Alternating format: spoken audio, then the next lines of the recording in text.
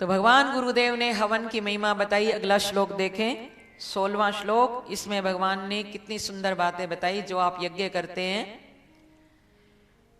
महीने में एक बार, वीक में एक बार जरूर करना चाहिए हवन।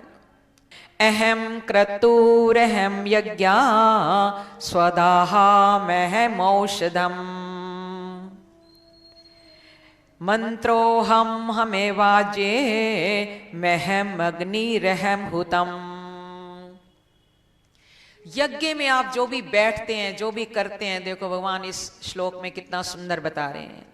मैं ही क्रतु हूं। क्रतु कहते हैं एक वैदिक अनुष्ठान। जो भी ये दूसरे शब्दों में कहो कि ये जो आप यज्ञ कर रहे हैं, ये मैं ही हूं। 24 अवतारों में भगवान ने यज्ञ भगवान के रूप में एक अवतार लिया है, जिनका नाम है यज्ञ।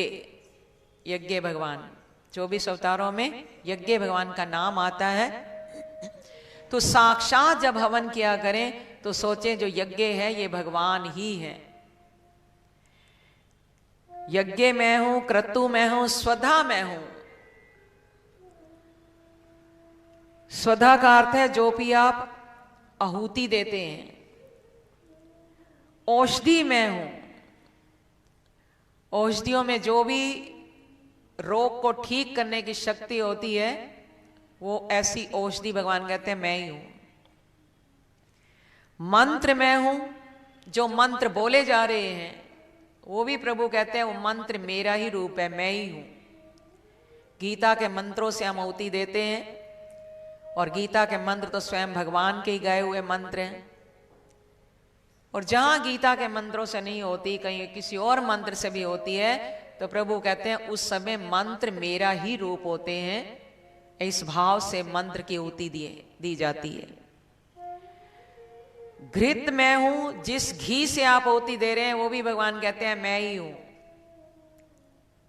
प्रभु से अलग क्या है, विलग क्या है, बोलो। इसलिए हवन की तो बड़ी महिमा है। समीधा भी मैं हूं, स्वधा भी मैं हूं, आहुति देने वाला भी मैं हूं, घृत भी मैं हूं, सामग्री भी मैं हूं। और जो अग्नि प्रज्वलित हो रही है हवन में,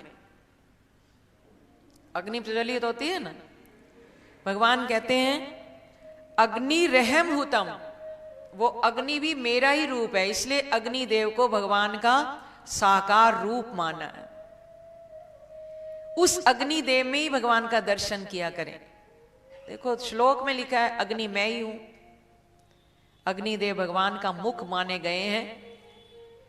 इसलिए जब जो भक्तजन घी की आहुति देते हैं, सुरवा जो उनका होता है, अग्निदेव के मुख में हम आहुति डाल रहे हैं, ये देवताओं को भोजन मिलता है।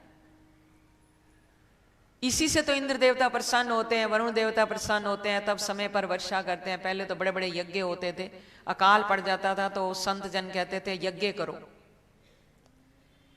जहां यज्ञ होता है वहां का सारा वायुमंडल पवित्र हो जाता है, शुद्ध हो जाता है। उस घर से रोग बीमारी कोसों मील दूर भाग जाती है, अशांति नहीं रहती, सुख शांति बनी रहती है।